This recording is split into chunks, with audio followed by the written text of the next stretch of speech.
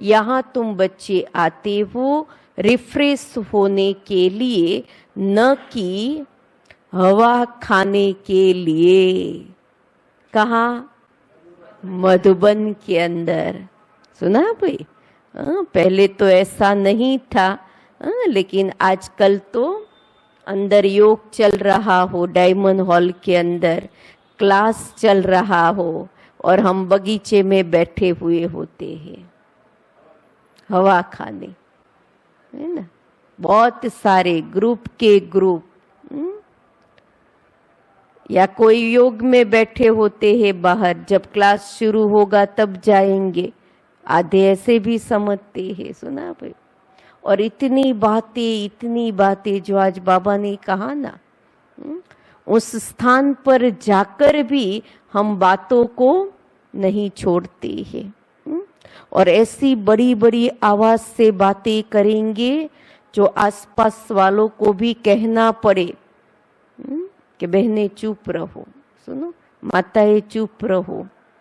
लेकिन फिर थोड़ा समय चुप रहेंगे और फिर क्योंकि अभी तो बगीचे बहुत वहां नहीं रहे हैं, लेकिन जो यह प्रकाशित स्तंभ है, फिर हमारा तपस्या, फिर हमारे दादी जानकी का, तो आसपास, उसके आसपास गार्डन है और वहाँ सभी तपस्या करे हुए होते हैं, और आसपास के जो वो बाकड़े आरस के लगाए हुए हैं ना, वहाँ जो बैठे हुए कभी योग नहीं करते हैं, वहाँ बैठे हुए बातें करते हैं, और इतने बड़ी बड़ी आवाज से।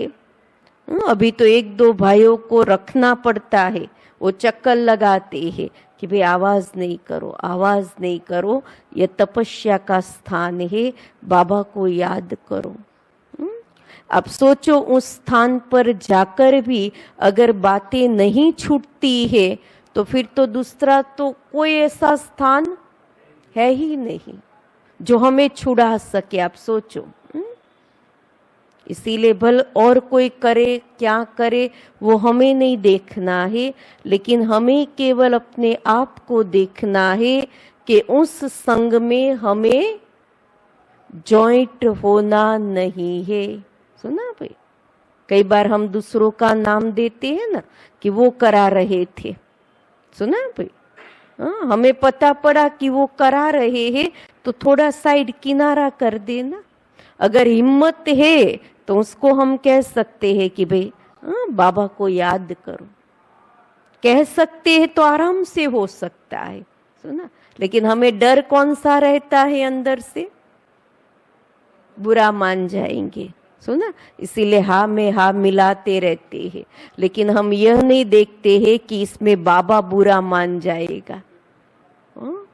बाबा को बुरा लगता है वो हम नहीं सोचते हैं, लेकिन बाजू वाले को बुरा लग जाएगा वो सोचते हैं, है ना।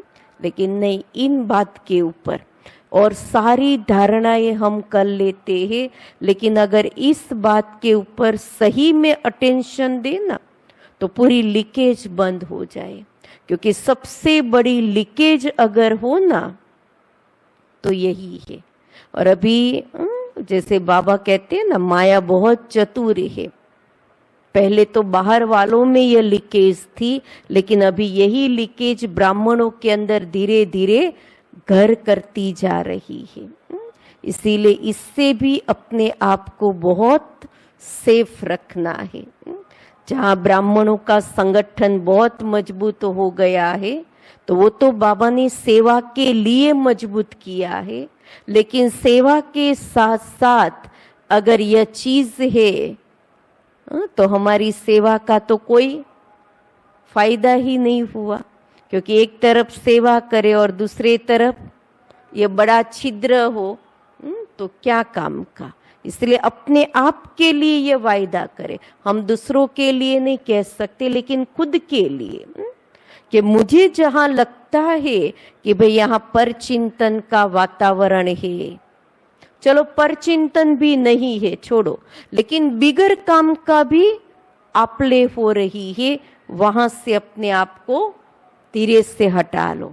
सुना भाई? तो बाबा क्या कहते, देखो ऐसा करेंगे तो आप सोचो बाबा देख रहा है कितना खुश होगा।